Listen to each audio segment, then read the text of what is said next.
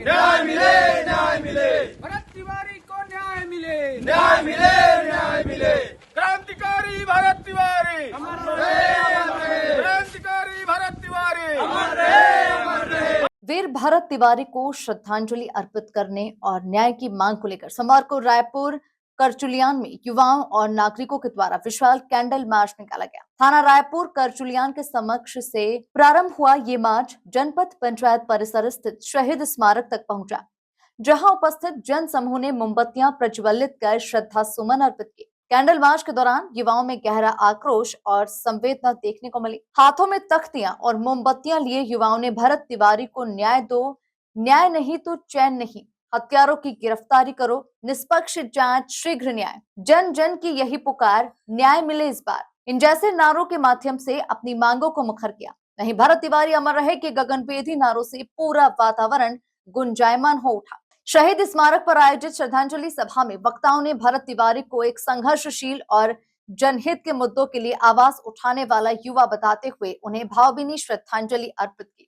उन्होंने कहा कि घटना की निष्पक्ष जांच कर दोषियों के विरुद्ध कठोर कार्रवाई की जाना चाहिए, जिससे आमजन का न्याय व्यवस्था पर विश्वास बना रहे। कार्यक्रम के अंत में उपस्थित लोगों ने 2 मिनट का मौन रखकर दिवंगत आत्मा की शांति के लिए प्रार्थना की तथा न्याय की मांग को लेकर लोकतांत्रिक और शांतिपूर्ण संघर्ष जारी रखने का संकल्प लिया। कैंडल मार्च में बड़ी संख्या में युवा, सामाजिक कार्यकर्ता और क्षेत्रीय नागरिक उपस्थित रहे। लगभग सोशल मीडिया में लगभग सभी लोगों के पास ये मैसेज जा रहा है, सभी लोग कंटिन्यू उनको व्यू कर रहे हैं। जो उन्होंने सोसाइटी, हर समाज, हर वर्ग के लिए उन्होंने काम किया और सबसे बड़ा काम उनका जो था, जो बाढ़ में विस्थापित लोग थे, जो वहाँ से बहाना बना के उनको हटाया गया, विस्थापित किया भी तो ऐसी जगह पे जहाँ पे भी बाढ़ ही आती थी। उन्होंने इकलौते वही एक आदमी थे भरत तिवारी जो लड़े, वहाँ पे बिजली की व्यवस्था करवाया, पानी की व्यवस्था करवाया, रोड की व्यवस्था करवाया और निरंतर उनकी लड़ाई जारी थी कि जो यहाँ पे अभी बहुत बड़ी सी एक नदी थी बगल में, सहायक नदी जो हुआ करती थी, उसमें लगभग 20 फीट तक पानी भरता था। उन्होंने यही क्वेश्चन उठाया कि यहाँ पे जब आप विस्थापित करके लाए तो यहाँ पे व्यवस्थाएं बनाया जाए, इनका घर एकदम सुनिश्चित किया जाए। उसके लिए उन्होंने मांग उठाई, प्रशासन से आवेदन दिया, निवेदन किया, सारी चीज़ें उन्होंने किया। उसके बाद उनको निरंतर 3 दिनों से परेशान किया जा रहा था प्रशासन द्वारा, है ना। तो उन्होंने डिसीजन लिया कि हम जाके अपना समर्पण करेंगे। वहाँ पे उन्होंने समर्पण किया भी, जैसे कि पूरा लाइव वीडियो में उन्होंने दिखाया, सारी चीज़ें पूरा लगभग हिंदुस्तान पूरा वर्ल्ड देख रहा था उस चीज़ को। लेकिन सरेंडर करने के बाद इनके ऊपर तो कभी एक मुकदमा नहीं था, एक मुकदमा था उनके ऊपर सरकारी काम में अवरोधना। वो इसलिए था क्योंकि सरकार जो अपना निर्माण कार्य कर रही थी उसमें गुणवत्ता नहीं थी।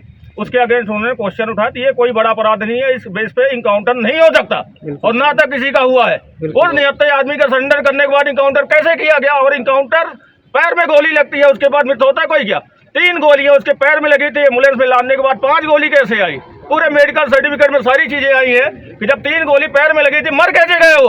भाई क्वेश्चन उठाए, हर किसी को बोलना चाहिए। आक्रोश है हर एक युवा में। वो पर्टिकुलर किसी एक बिरादरी के लिए नहीं लड़ रहा था, वो हम आम आदमी जो गरीब थे, जिनके पास मूलभूत सुविधाएं नहीं थी, उनके लिए आवाज उठा रहे। क्या गलती थी उसकी? खबरों की रफ्तार सधे अंदाज में लेटेस्ट खबरों के लिए हमारे चैनल साधना एक्सप्रेस डिजिटल को सब्सक्राइब जरूर करें।